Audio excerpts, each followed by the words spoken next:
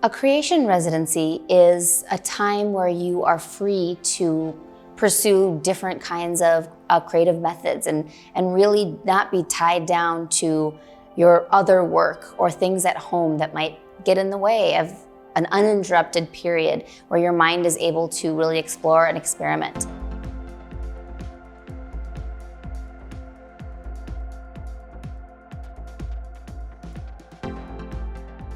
Had the good fortune to have a few of these creative residencies in the past, and they are instrumental. I cannot stress how happy and amazed I am that people are willing to give you a space to just play, create, figure things out, and you think, oh, I can do that at home, but you really can't. You need that space in your brain to only be focused on this one thing. And during my time in Sheboygan with 2 other dancers, I think we created something like 15 minutes of material, which is, if you don't know, a lot in a week, and it's a whole piece.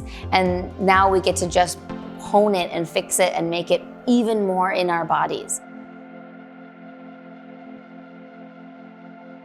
I'm currently working on a show called Invisible Cities, and it is an adaptation of a book by Italo Calvino, also called Invisible Cities. I'm very interested in literature. I was an English literature major in college, and so my work is often really grounded in text. This book, it has actually influenced many, many different artists, architectures, musicians.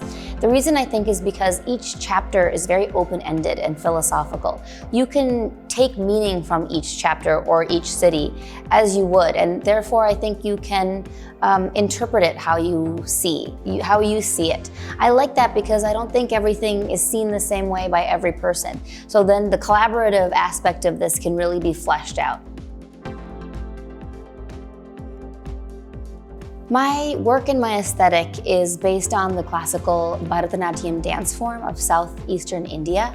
This is a form that is over 2,000 years old. It's said to be one of the oldest living dance traditions, and it has evolved over these thousands of years through practitioners like myself and like my mother and sister who run Ragamala Dance Company with me. And we believe that this form will continue to evolve over the next 1,000 years. So my work is really about being someone who was born in the United States and has absorbed many, many different influences here, but is still very grounded in this dance tradition. So I take influences like music and films, sculpture, paintings, visual art, and infuse that into my experience and practice of Bharatanatyam. I think that it's also really important to be around people who you trust and who trust that you're going to really be open to the resources that they're providing.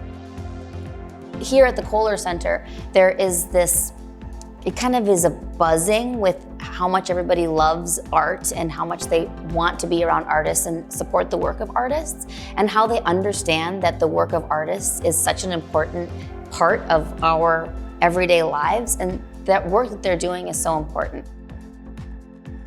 This week, we were so lucky to be able to teach a class for a local school called Etude, and they were just really open and asked wonderful questions.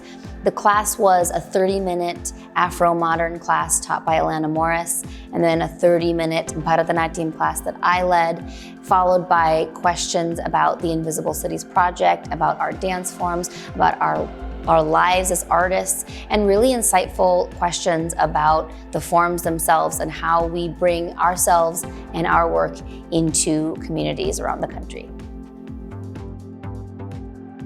Just the act of someone saying, we want to support this, gives you such a feeling of confidence and a feeling of my voice is worthwhile in the world. That first step of even being offered a creative residency is so meaningful, and then do what you will with it. But I think it's very important to really carve out that time and make it very special and worthwhile.